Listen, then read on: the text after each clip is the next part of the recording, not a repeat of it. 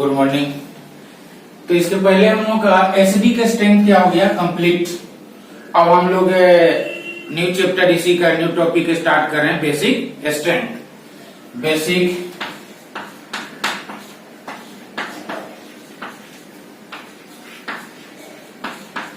यानी बेसिसिटी, ठीक है। ये भी बहुत इंपॉर्टेंट टॉपिक है और इसमें बहुत अच्छे अच्छे क्वेश्चन सब आएंगे आपके सामने, जिसका बहुत अच्छा अच्छा ट्रिक सब बताया जाएगा, है ना। अब देखो बेसिसिटी के लिए किसी का भी, जैसे मान लो कि BO क्या हो गया H। अब आयंस मॉलिक्यूल्स और any specific gives OH minus, अगर OH माइनस देता है तो इसका मतलब कि हमारा क्या हो गया, वो बेस हो गया। तो यहाँ B प्लस और क्या हो गया OH क्या हो गया माइनस। इसका बेसिसिटी जो है वो डिपेंड है, एक स्केल जो बताया था, स्केल हो गया आपका 1, जिसको हम लोग चलेंगे रूल नंबर 1।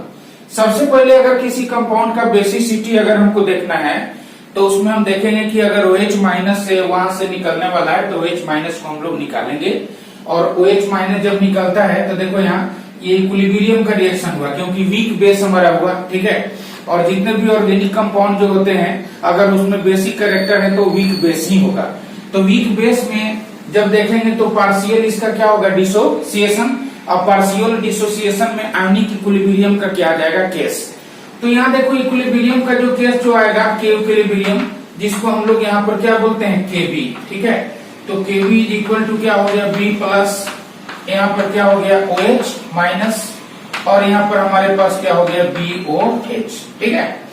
अब इसमें स्केल नंबर 1 यानी रूल नंबर 1 हम Kb से जाएंगे। किससे जाएंगे, Kb से।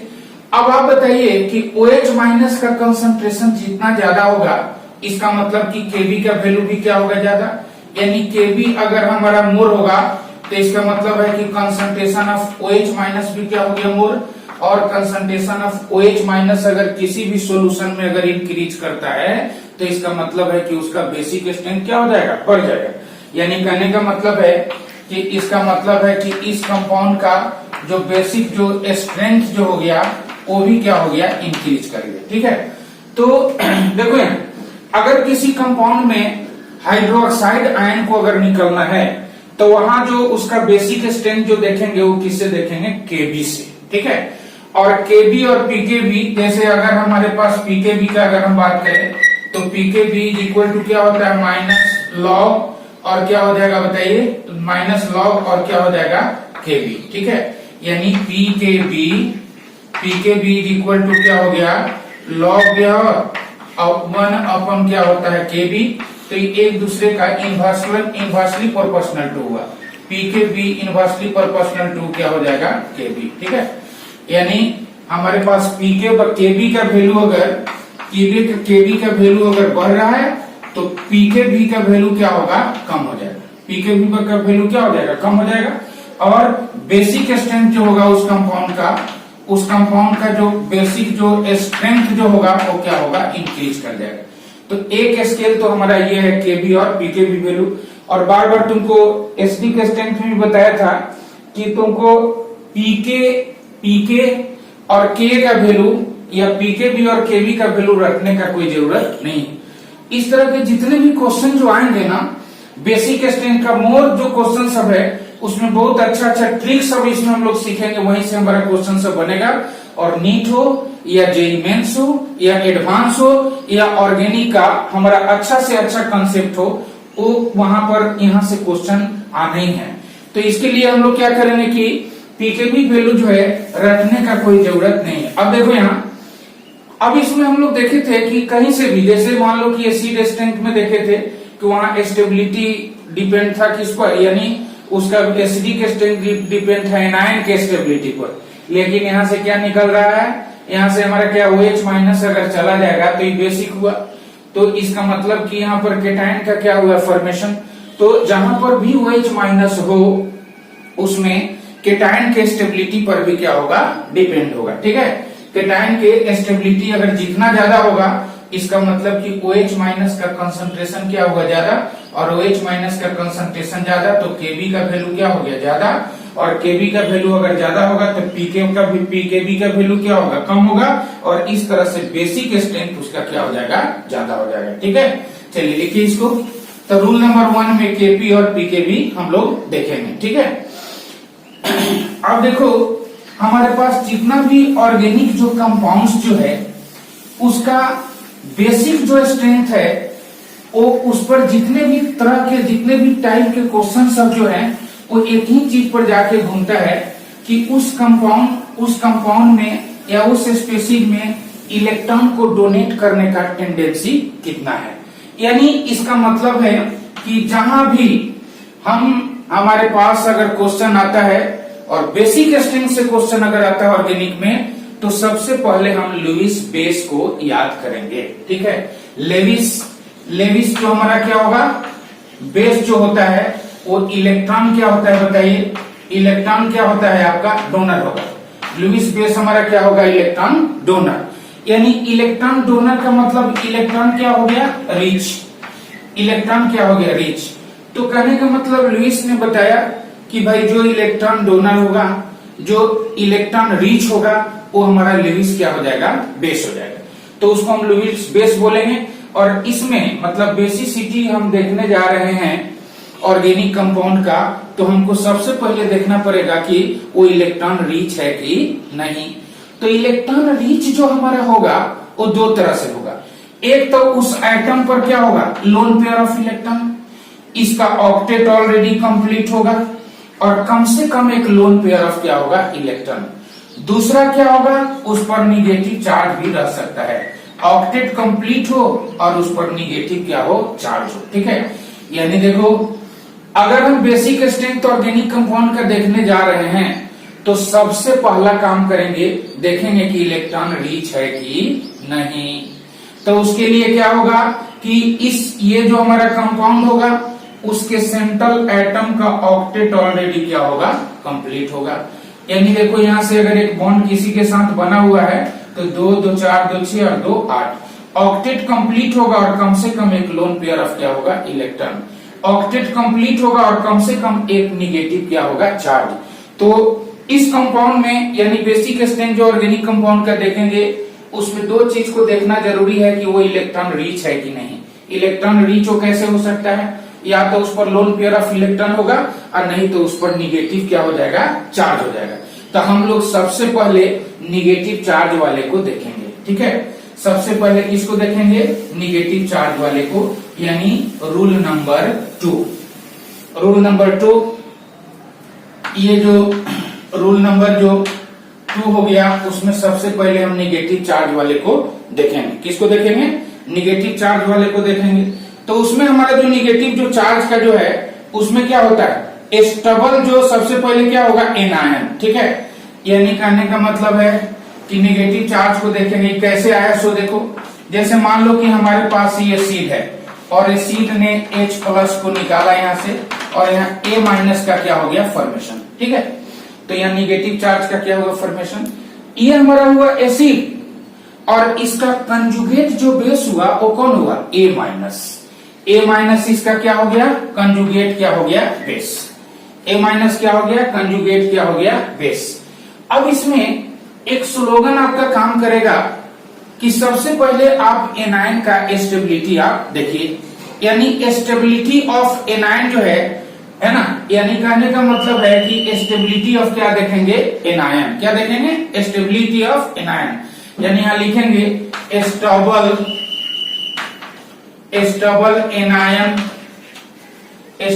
एनायन और क्या होगा, वीकर क्या हो जाएगा, बेस। स्टेबल जो एनायन होगा वीकर क्या हो जाएगा, बेस। देखो सबसे पहले रूल नंबर 2 में अब हम जो बेसिक स्ट्रेंथ देखने जा रहे हैं वो उस एटम और स्पेसीज जो होगा उस पर होगा निगेटिव चार्ज, मतलब एनायन का। क्या देख रहे हैं, यानी basic strength of anion. Basic strength of क्या हो गया, एनायन। ठीक है, तो बेसिक स्ट्रेंथ ऑफ एनायन हम देखने जा रहे हैं और यहाँ पर एक स्लोगन भी याद रखेंगे, stable anion weaker base.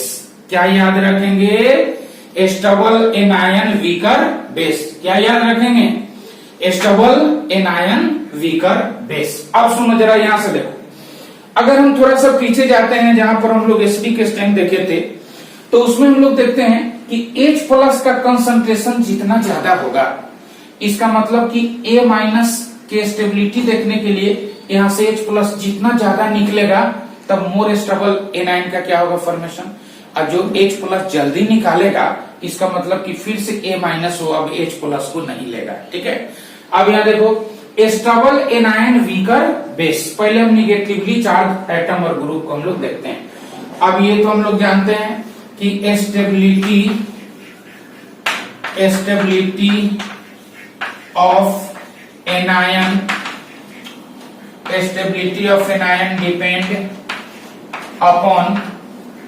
Depend upon दो चीज पर डिपेंड है, एक इलेक्ट्रोनिगेटिविटी और दूसरा क्या साइज।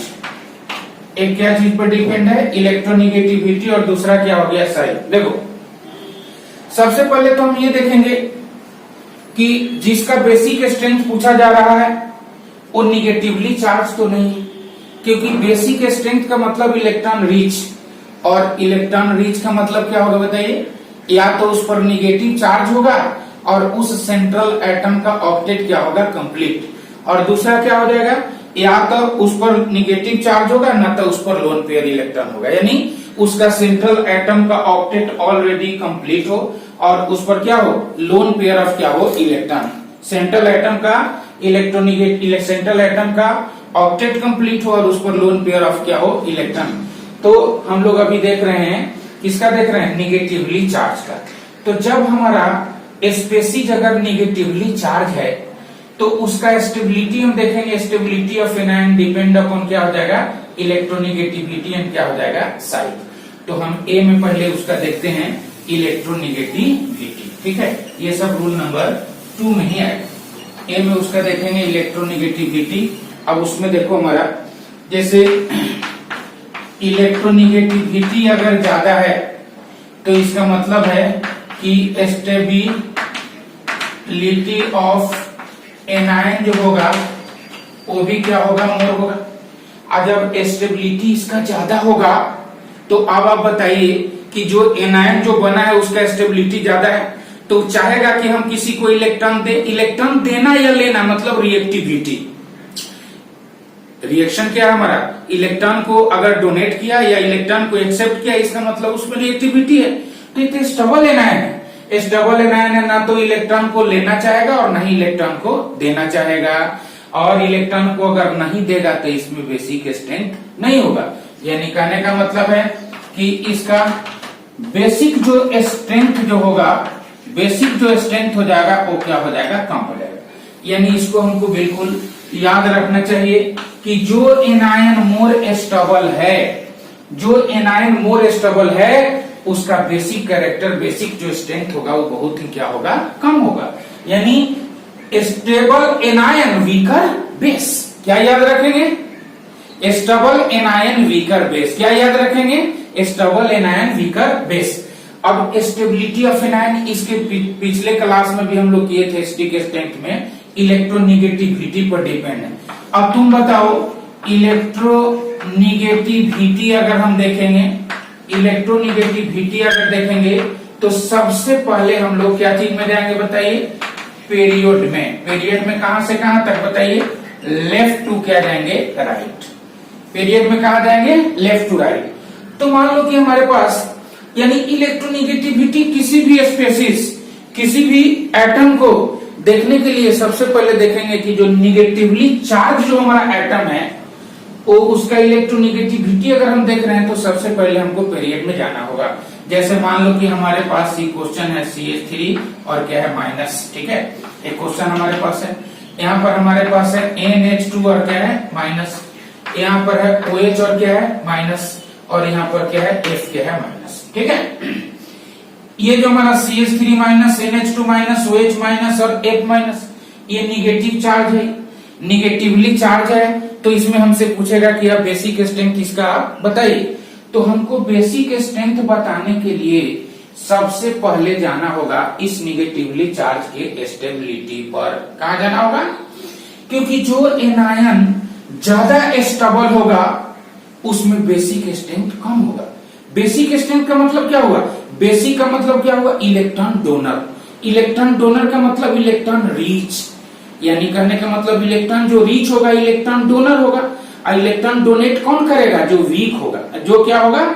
इलेक्ट्रॉन डोनेट कौन करेगा? जिसका स्टेबिलिटी क्या हो जाएगा? कम होगा।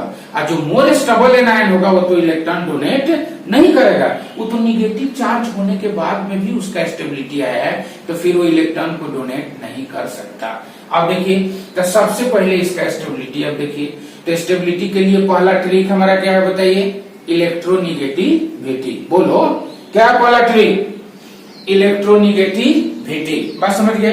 तो इलेक्ट्रोनिगेटिविटी जब दिमाग में आएगा तब उसके बाद तुरंत क्या आएगा? Periodic table. कौन आएगा?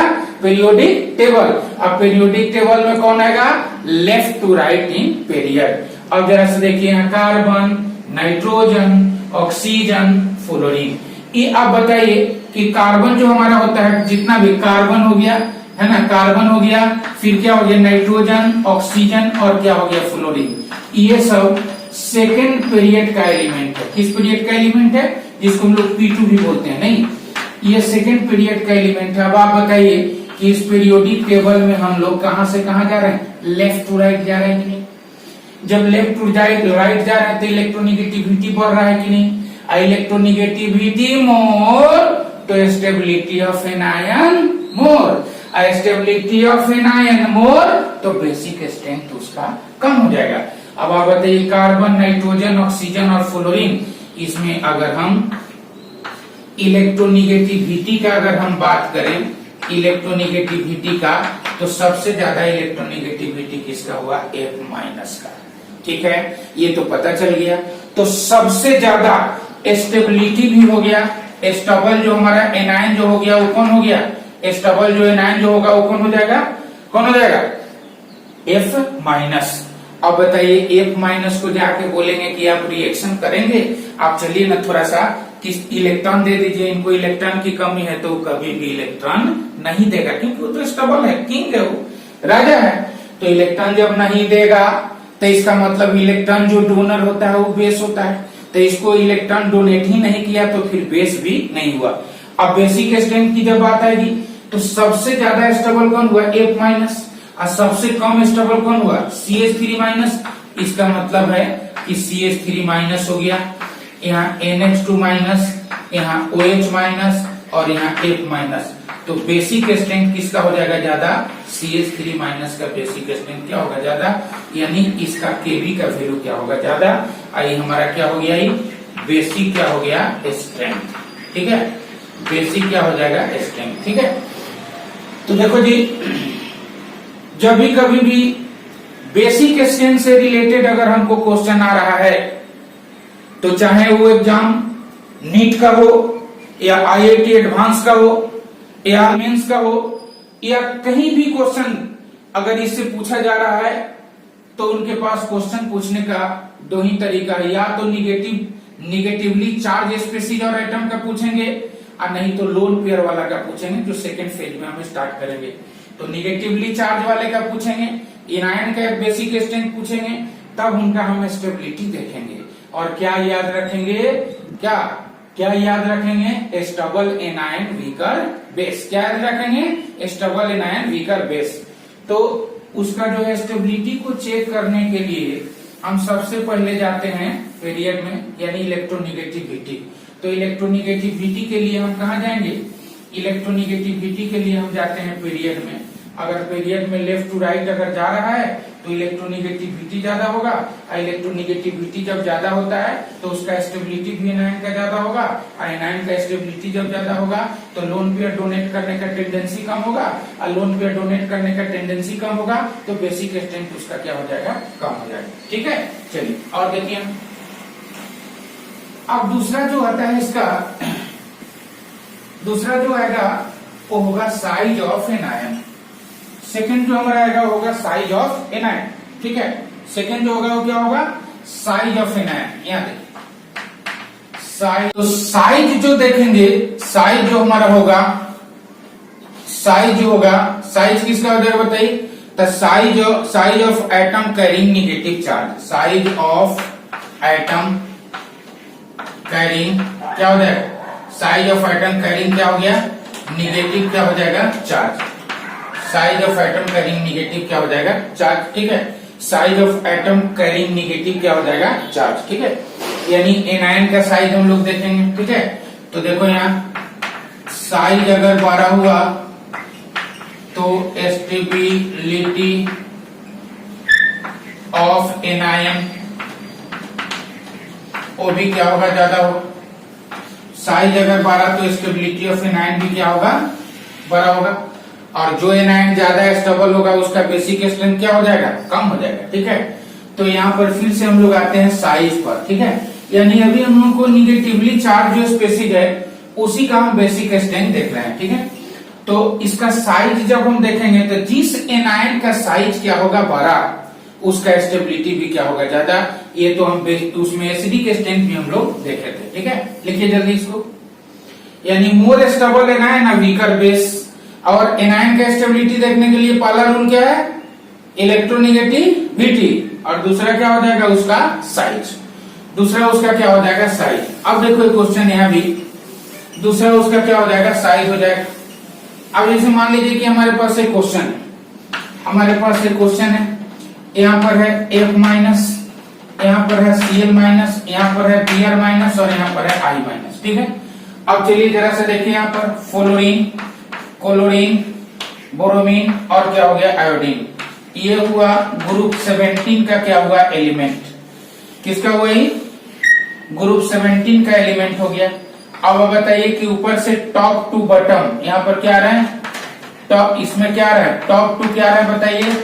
टॉप टू बॉटम अगर हम आएंगे, टॉप टू बॉटम, तो इसका साइज क्या हो रहा है, साइज इसका क्या हो रहा है, ऊपर से नीचे जब हम आएंगे तो इसका साइज क्या हो रहा है, बढ़ रहा है। इसका साइज क्या हो जाएगा, इंक्रीज कर रहा है। टॉप टू बॉटम आने से इसका साइज क्या हो जाएगा, बढ़ जाएगा। तो कहीं भी अगर साइज का बात आता है तो एसिडिक स्ट्रेंथ में भी हम लोग देखे थे कि एनायन का साइज का अगर बात आएगा तो सबसे पहले हम किसको याद करेंगे, ग्रुप को।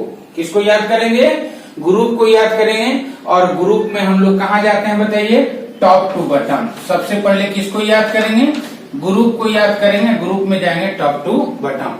अब आप देखिए फ्लोरीन, क्लोरीन, बोरोमीन, आयोडीन, तो अगर हम यहाँ से चलें तो इसका साइज क्या होगा, सबसे बड़ा साइज क्या हो जाएगा, इसका साइज बड़ा है, आयोडाइड आयन का, इसका साइज क्या हो गया, 12। और जिसका साइज बड़ा हो गया उसका साइज, जिसका जब बड़ा होगा उसका स्टेबिलिटी भी क्या हो गया, मोर। स्टेबिलिटी क्या हो जाएगा, मोर। और जिसका स्टेबिलिटी ज्यादा होगा उसका बेसिक स्ट्रेंथ क्या हो जाएगा, कम हो जाएगा। मतलब रिएक्टिविटी उसका क्या होगा, कम होगा। रिएक्शन करने का जो उसका रेट होगा वो क्या होगा, कम हो जाएगा। तो अब यहाँ पर हमारे पास क्या होगा कि अब यहाँ पर क्या होगा, I क्या होगा माइनस, यहाँ पर क्या हो जाएगा, Br क्या होगा माइनस, Cl माइनस और यहाँ क्या हो गया, F माइनस। अब इसमें हम लोग देखेंगे तो जिसका स्टेबिलिटी कम उसका बेसिक स्ट्रेंथ क्या होगा, ज्यादा। और यहाँ Kb का वैल्यू क्या होगा, ज्यादा होगा। अब देखो तुम यहाँ पर कंफ्यूजन आपको होता है कि सर जो मोर इलेक्ट्रोनिगेटिव जो एटम है, मोर जो इलेक्ट्रोनिगेटिव जो एटम है वो ज्यादा बेसिक कैसे होगा, वो तो इलेक्ट्रॉन देगा ही नहीं, वो तो इलेक्ट्रॉन को अट्रैक्ट करने का टेंडेंसी रखता है। लेकिन यहाँ दो चीज है, इलेक्ट्रोनिगेटिविटी के लिए हमेशा लेफ्ट टू राइट जाएंगे, और अगर साइज की बात आएगी तो हम क्या कहेंगे, टॉप टू क्या हो जाएंगे, बॉटम। अगर साइज का बात आएगा तो टॉप टू क्या हो जाएगा, बॉटम।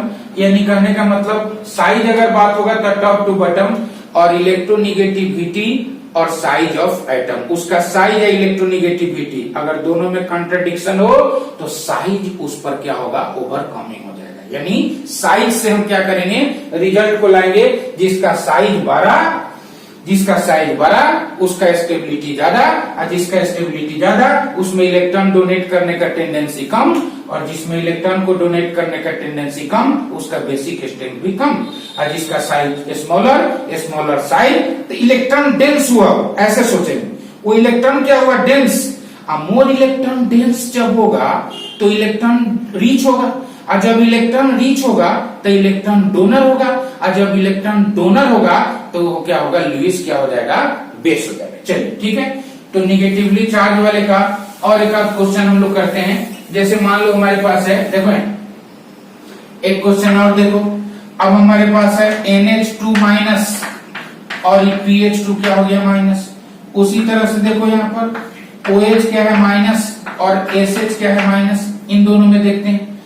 अब इसमें देखिए ये नाइट्रोजन जो हमारा है ग्रुप नंबर 15 में अगर हम जाते हैं, ग्रुप नंबर 15 में पीरियोडिक टेबल में, तो ऊपर नाइट्रोजन, फिर क्या होता है फास्फोरस। एक यहाँ पर आपको स्लोगन भी लिखाया था, निखिल पास सब बीमार, है ना। ये ग्रुप 15 का ग्रुप हो गया, निखिल पास सब बीमार, ठीक है। यानी तुम देखो ग्रुप में हम ऊपर से नीचे आ रहे हैं कि नहीं, बताओ आ रहे हैं। ग्रुप में टॉप टू बॉटम हमारे, ग्रुप में क्या आ रहा है, टॉप टू बॉटम हमारे ग्रुप में। तो ऊपर से नीचे जब हम आ रहे हैं टॉप टू बॉटम, तो इसका मतलब कि इसका साइज क्या हो रहा है, इंक्रीज कर रहा है। इसका साइज क्या हो रहा है, बढ़ रहा है। तब यहाँ पर देखेंगे नाइट्रोजन और क्या हो गया फास्फोरस, ऊपर नाइट्रोजन है नीचे फास्फोरस। साइज किसका बढ़ा हुआ, फास्फोरस का। इसका मतलब कि इसका साइज क्या हो गया, साइज क्या हुआ बढ़ा, तो इसका स्टेबिलिटी भी क्या हुआ, ज्यादा हो गया। साइज बढ़ा तो स्टेबिलिटी भी क्या हो गया, बढ़ा। अब बताइए इसका साइज बढ़ा और इसी का स्टेबिलिटी भी क्या होगा, बढ़ा। अब बेसिक स्ट्रेंथ का अगर बात होगा तो हमारे पास NH2 माइनस और यहाँ PH2 क्या हो गया माइनस, दोनों में ज्यादा बेसिक कौन हो जाएगा, ये हो जाएगा आपका NH2 माइनस, ठीक है। तब फिर यहाँ पर तुमको कंफ्यूजन होगा कि नाइट्रोजन का इलेक्ट्रोनेगेटिविटी तो ज्यादा है, तो फिर वो इलेक्ट्रॉन डोनेट कैसे कर सकता है। तो वही बोल रहा हूं ना कि इलेक्ट्रोनेगेटिविटी और साइज, जब साइज अगर डोमिनेट करेगा तो वहां इलेक्ट्रोनेगेटिविटी का जो पॉइंट है वो बिल्कुल डिलीट हो जाएगा और हम साइज से रिजल्ट को क्या करेंगे, बेसिक स्ट्रेंथ यहाँ पर हम बताएंगे, ठीक है। आगे समझ में, यहाँ भी लिखिए, यहाँ अगर हम चलिए जल्दी लिखिए, लिखो जल्दी, ठीक है। तो इसको लिख लिए। अब देखो फिर दूसरा वाला जो क्वेश्चन है उसको देखो। ये जो है इसमें OH माइनस और फिर क्या हमारा, बोलो OH माइनस और क्या है, OH माइनस और SH माइनस, ठीक है। अब इसमें हम देखेंगे कि हमारा 16th जो ग्रुप है 16th, उसमें ऑक्सीजन क्या है, ओल्ड स्टाइल से टी आई क्या है पो, ठीक है। पीरियोडिक टेबल भी हल्का हल्का हम लोग याद करते चल रहे हैं, ओल्ड स्टाइल से टी को, ठीक है। ये ऑक्सीजन, सल्फर, सेलेनियम, यहाँ पर टी और क्या हो गया पी। अब इसमें आप बताइए कि ग्रुप में सबसे ऊपर में कौन है, ऑक्सीजन, और उसके नीचे कौन हुआ, सल्फर। तो ऑक्सीजन और सल्फर में अगर हम देखें तो साइज किसका बढ़ा हुआ, बोलो किसका साइज बढ़ा हुआ, सल्फर का साइज जो है बढ़ा हुआ किससे, ऑक्सीजन से, हुआ कि नहीं। सल्फर का साइज किससे बढ़ा हुआ, ऑक्सीजन से। तब यहाँ पर अगर साइज की बात अगर आएगी तो हमारा सल्फर का साइज क्या हो गया, यानी SH का साइज बढ़ा और इसका स्टेबिलिटी भी क्या हुआ, ज्यादा। ये स्टेबिलिटी ऑर्डर हुआ। लेकिन बेसिक स्ट्रेंथ अगर आएगा तो तुम बताओ, जो मोर स्टेबल जो एनायन है वो क्या कभी रिएक्शन करने का सोचेगा, नहीं, क्योंकि जब वो स्टेबल है तो इलेक्ट्रॉन को डोनेट करने का टेंडेंसी उसमें क्या होगा, कम होगा। तब यहाँ पर OH माइनस और SH माइनस में अगर इलेक्ट्रॉन को डोनेट करना होगा तो OH माइनस यहाँ पर करेगा। यानी बेसिक स्ट्रेंथ हमारा किसका बड़ा हो जाएगा, OH माइनस का बेसिक स्ट्रेंथ क्या होगा, ज्यादा होगा किससे, SH माइनस से। तो ये हमारा क्या हो गया, Kb, ठीक है। तो ये तो हमारा रहा इलेक्ट्रोनेगेटिव जो एलिमेंट सब है उसका, ठीक है। यानी रूल नंबर 1 में क्या हो गया, Ka Kb पर डिपेंड है। रूल नंबर 2 में क्या हो गया, इलेक्ट्रोनेगेटिविटी और क्या होगा, साइज। अब रूल नंबर 3 में हम लोग एक चीज और देखेंगे, ठीक है। चलिए अब रूल 3 में हमारे पास है इलेक्ट्रॉन विड्रॉइंग ग्रुप और इलेक्ट्रॉन डोनेटिंग ग्रुप, ठीक है। अब इसमें देखो जी क्या बोला, अगर इलेक्ट्रॉन डोनर है तो जो इलेक्ट्रॉन डोनर है वो इलेक्ट्रॉन क्या है, रिच है। जो इलेक्ट्रॉन डोनर है वो इलेक्ट्रॉन क्या है, रिच है। और जो इलेक्ट्रॉन रिच है वो इलेक्ट्रॉन डोनर है, और जो इलेक्ट्रॉन डोनर है वो लुईस क्या है, बेस है। तो इसका मतलब है कि हमको बेसिक स्ट्रेंथ अगर इस तरह के कंपाउंड का देखना होगा तो देखना पड़ेगा कि वो कितना इलेक्ट्रॉन को डोनेट कर रहा है, वो कितना इलेक्ट्रॉन रिच है। तब हमारे पास दो ग्रुप था, यानी एक था इलेक्ट्रॉन विड्रॉइंग ग्रुप, ठीक है, जिसमें हम लोग क्या था बताइए, -I -M माइनस क्या था R, ये था इलेक्ट्रॉन विड्रॉइंग ग्रुप। ये ग्रुप अगर कहीं भी लग जाता है, किसी भी एटम से अगर ये ग्रुप ऐड हो गया, ये ग्रुप अगर किसी भी एटम से ऐड हो गया तो इलेक्ट्रॉन को इसके तरफ से क्या करेगा, विड्रॉ करेगा। यहां से सीधा इलेक्ट्रॉन को क्या करेगा, इसमें से इलेक्ट्रॉन को ही अपने तरफ क्या करेगा, ये अपने तरफ इलेक्ट्रॉन को यहां से विड्रॉ करेगा, खींचेगा। तो ये हो जाएगा आपका इलेक्ट्रॉन क्या हो जाएगा, ये पुअर। बस समझ गए। और जो इलेक्ट्रॉन जो पुअर होगा वो क्या होगा, लेस क्या हो जाएगा, बेसिक। लेस क्या होगा, बेसिक। अब देखो तुम, अगर इलेक्ट्रॉन विड्रॉइंग ग्रुप यानी -I -M और -R किसी कंपाउंड से अगर डायरेक्ट अटैच्ड होता है तो वहां पर वो इलेक्ट्रॉन डेंसिटी क्या करता है, डिक्रीज करता है, और वो जो स्पेसीज जो होता है वो इलेक्ट्रॉन क्या हो जाता है, पुअर। और इलेक्ट्रॉन पुअर जब होगा तो लेस क्या हो जाएगा, बेसिक। क्या होगा, लेस क्या हो जाएगा, बेसिक। है समझ में। तो इसका मतलब है कि इलेक्ट्रॉन जो विड्रॉइंग जो ग्रुप है वो इनवर्सली प्रोपोर्शनल टू क्या हो जाएगा, inversely proportional to basic strength. Inversely proportional to क्या हो जाएगा, basic strength. Electron withdrawing group जो हमारा होगा वो इनवर्सली प्रोपोर्शनल टू क्या हो जाएगा, बेसिक स्ट्रेंथ। ठीक है। तो ये सब हम लोग किस में देखेंगे, रूल नंबर किस में देखेंगे, रूल नंबर किस में देखेंगे, 3 में। ठीक है। इनवर्सली प्रोपोर्शनल टू बेसिक क्या हो जाएगा, मतलब इसमें देखना है ना कि वो कितना फास्ट इलेक्ट्रॉन को डोनेट कर रहा है, जो उसके पास प्रेजेंट जो लोन पेयर ऑफ इलेक्ट्रॉन है वो कितना फास्ट डोनेट कर रहा है। तो फास्ट डोनेट करने के लिए अगर कहीं अदर यानी फॉरेन कंपाउंड से भी अगर उसमें इलेक्ट्रॉन डेंसिटी अगर बढ़ गया तो इलेक्ट्रॉन को डोनेट करने का रेट क्या हो जाएगा, फास्ट। दूसरा देखो, एक और हमारे पास है ERG। ठीक है। एक ग्रुप क्या होगा, EWG। एक होता है ERG जिसको हम लोग क्या बोलते हैं बताइए, इलेक्ट्रॉन डोनेटिंग ग्रुप। क्या बोलते हैं इसको, इलेक्ट्रॉन डोनेटिंग ग्रुप। वो क्या होगा, +I, फिर क्या होगा +M, प्लस क्या हो जाएगा R, प्लस क्या हो गया Hc। ठीक ना, प्लस क्या हो जाएगा Hc। ये सब हमारे पास इलेक्ट्रॉन डोनेटिंग ग्रुप है। मान लीजिए कि हमारे पास एक ग्रुप है और यहाँ पर ही इलेक्ट्रॉन डोनेट करने का काम कर रहा है। इसमें इलेक्ट्रॉन इसमें क्या कर रहा है, रिलीज कर रहा है। इलेक्ट्रॉन अगर रिलीज करेगा क्या होगा, इलेक्ट्रॉन अगर इसको रिलीज करेगा तो इसका इलेक्ट्रॉन डेंसिटी इसमें बढ़ेगा। तो इसका मतलब इलेक्ट्रॉन ही क्या होगा, रिच। इलेक्ट्रॉन क्या होगा, रिच। और जब इलेक्ट्रॉन रिच होगा तो इलेक्ट्रॉन क्या होगा, डोनर। इलेक्ट्रॉन रिच होगा तो इलेक्ट्रॉन क्या होगा, डोनर। और इलेक्ट्रॉन जब डोनर होगा तो ये क्या हो जाएगा, बेस हो जाएगा। इसका मतलब हुआ कि ERG जो हुआ वो डायरेक्टली प्रोपोर्शनल टू हो जाएगा, directly proportional to basic strength, directly proportional to basic strength of the compound. बात समझ में। यानी कोई भी कंपाउंड के बेसिक स्ट्रेंथ के क्या होगा, डायरेक्टली क्या हो जाएगा, प्रोपोर्शनल हो जाएगा। चलिए लिखिए, अगर किसी इलेक्ट्रॉन रिच स्पेसीज से यानी निगेटिवली चार्ज एनायन से अगर -I ग्रुप लगा हुआ है तो इसका मतलब कि उसका बेसिक स्ट्रेंथ क्या होगा, कम होगा। और अगर +I ग्रुप लगा हुआ है तो उसका बेसिक स्ट्रेंथ क्या हो जाएगा, ज्यादा हो जाएगा। तो देखिए हो गया, चलो लिखो लिखो लिखो, जल्दी करिए, मस्ती मारिएगा बाद में। ठीक है, मस्ती मारने के लिए बहुत ही टाइम है, अभी पढ़िए और लॉकडाउन का फायदा उठाइए। ठीक है, हो गया। चलिए, ये सब अच्छे से करने के बाद आगे जो हमारा क्वेश्चन सब है बहुत अच्छा से कंप्लीट करेंगे हम लोग। और पीछे जितना भी एसडी के स्ट्रेंथ का जो लेक्चर सब आपके पास जो अवेलेबल है वो सब पढ़ के और बढ़िया से लिख के सारा क्वेश्चन सब कंप्लीट कर लेना है। ठीक है, सब क्वेश्चन आपसे बन जाएगा।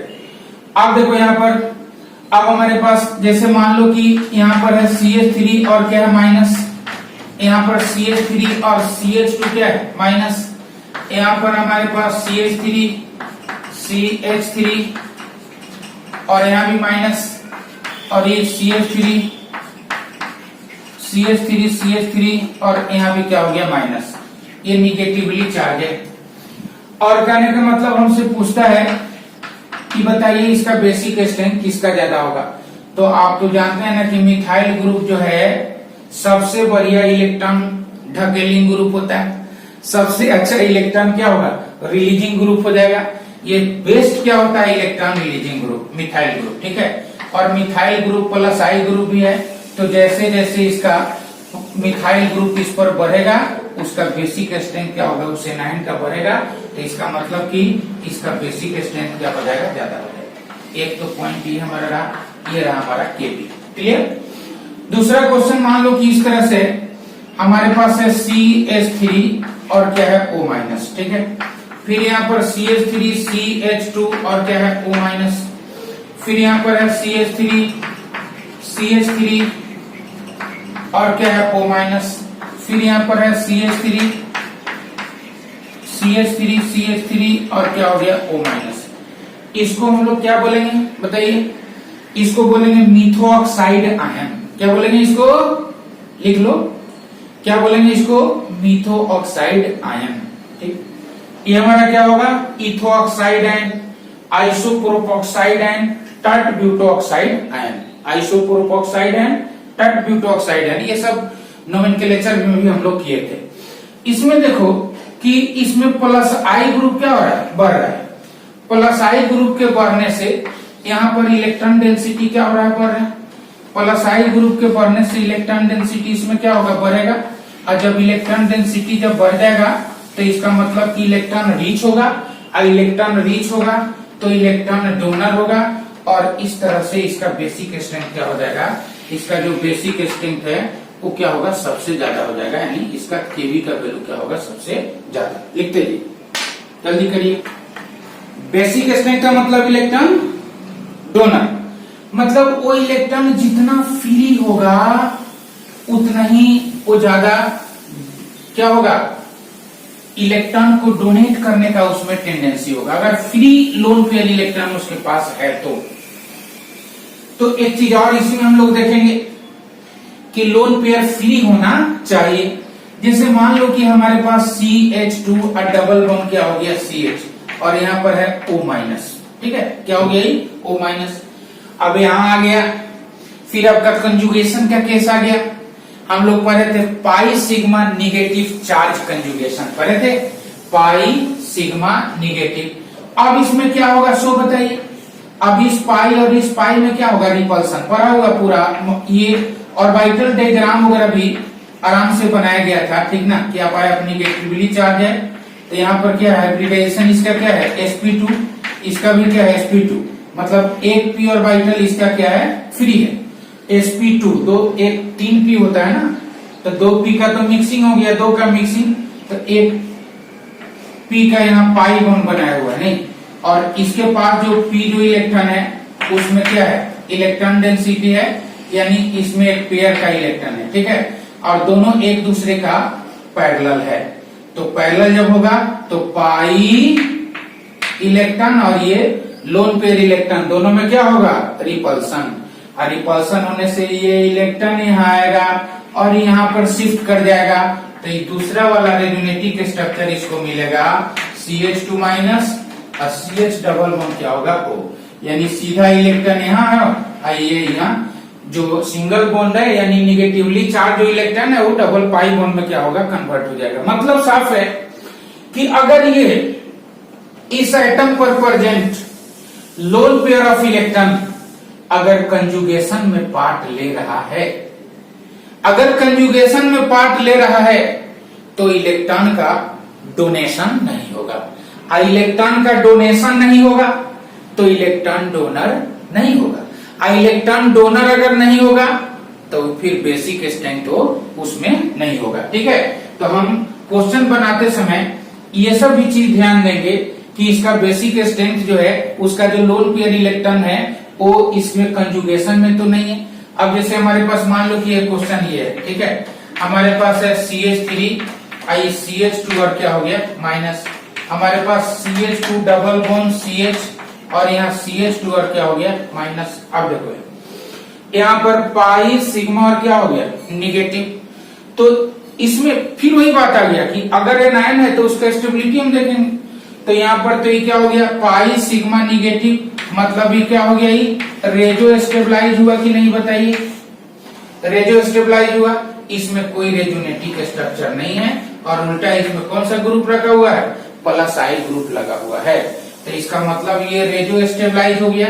तो अगर हम स्टेबिलिटी का बात करेंगे तो ये हमारा क्या हो गया, मोर क्या हो गया स्टेबल, ये हमारा मोर क्या हो गया stable, stable anion weaker base, क्या है स्टेबल एनायन वीकर बेस। इसका मतलब इसको अगर हम ए ले लें और इसको हम बी ले लें तो ए का बेसिक स्ट्रेंथ किससे ज्यादा हो जाएगा, बी से क्या हो जाएगा, ए का बेसिक स्ट्रेंथ बी से ज्यादा हो जाएगा। ठीक है, तो रूल नंबर 3 में ही थोड़ा सा इसको जरूर ध्यान में रखेंगे कि उसका लोन पेयर ऑफ इलेक्ट्रॉन और निगेटिव जो चार्ज है वो कंजुगेशन का पार्ट तो नहीं है। अगर कंजुगेशन का पार्ट होगा तो वो रेजो स्टेबलाइज हो जाएगा और जब मोर स्टेबल हो जाएगा तो कहीं इलेक्ट्रॉन को डोनेट नहीं करेगा। चलिए लिखिए।